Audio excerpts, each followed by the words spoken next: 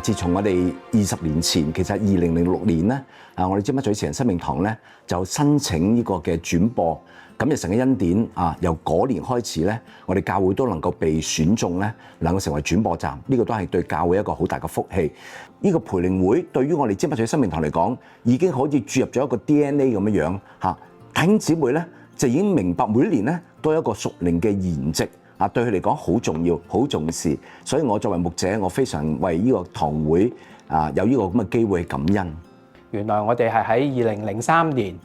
當其時應該係第75屆嘅培靈會嘅時候咧，我哋首次有呢一個嘅轉播嘅地方。咁大埔堂已經係成為當其時4間堂會嘅裏邊其中一間作為轉播嘅。能夠可以招聚到唔同嘅宗派、唔同嘅教會嚟到當中去享受神嘅呢個筵席嘅時候咧，都係一個好美好嘅事情。對於培靈會喺整個嘅大埔嘅社區啦，又或者自己嘅堂會咧，我相信都係一個好大嘅祝福。個影響咧，亦都係深遠嘅。我哋咧係中華基督教禮賢會香港堂，好感恩咧，今年咧可以咧參與喺呢個禮堂裏邊咧，用我哋教會呢個地方咧去做一個培靈會嘅轉播站。咁我哋見到咧，培靈會喺即係咁多年啦，喺香港咁樣去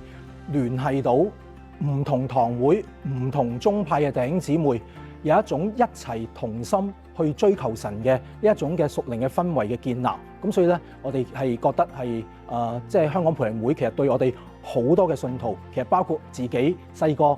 參加培靈會，聽好多培靈會嘅道，都係好有牧養嘅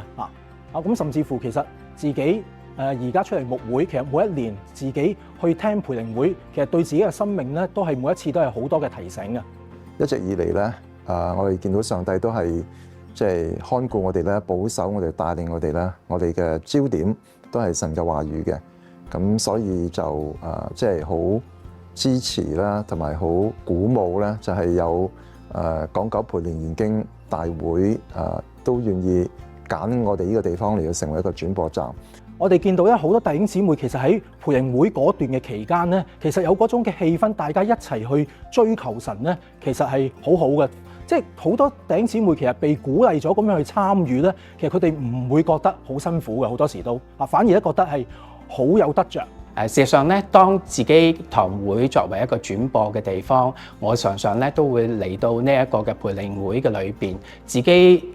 日常嘅侍奉上面嘅繁忙嘅裏邊，都可能放低一下，作為一個好似小羊咁樣咧嚟到去聽神嘅信息、神嘅説話，心裏邊咧都得着呢個激勵。今天可能科技上邊咧都好方便，我哋可以 click 一 click 手機或者電腦就已經能夠睇得到呢一個嘅直播。不過我深信，如果你能夠有咁嘅機會，特登預留呢一個空間時間嚟到現場，又或者轉播站嘅時候，當你見到身邊有唔同嘅弟兄姊妹同你一齊嘅去敬拜，一齊嘅去領受神嘅説話，當中一齊嘅得着激勵嘅時候，我深信咧，同喺你屋企裏邊自己一個嘅環境咧係好唔同嘅。我亦都深信神會透過呢一個嘅氛圍，讓到你更多嘅去感受到主俾你嘅心裏邊嘅激勵。心願你哋都能夠嚟到現場，又或者嚟到唔同嘅轉播站，一齊嘅參與呢一個屬靈嘅筵席。